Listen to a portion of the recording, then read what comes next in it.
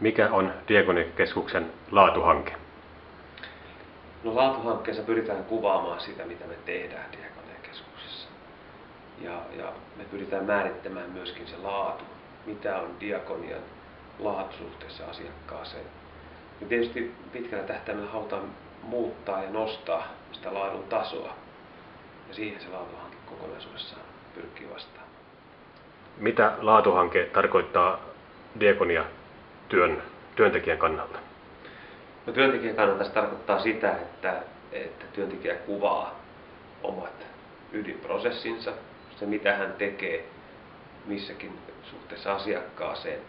Ja se on tietysti työntekijän kannalta tärkeää, että hän ymmärtää, mikä osa hän on kokonaisuutta ja minkä verran hän voi siihen vaikuttaa.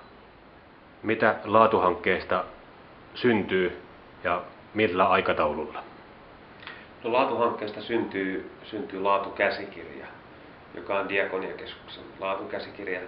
Siellä määritellään ne kaikki laatumääreet ja prosessit, joita Diakoniakeskus tekee.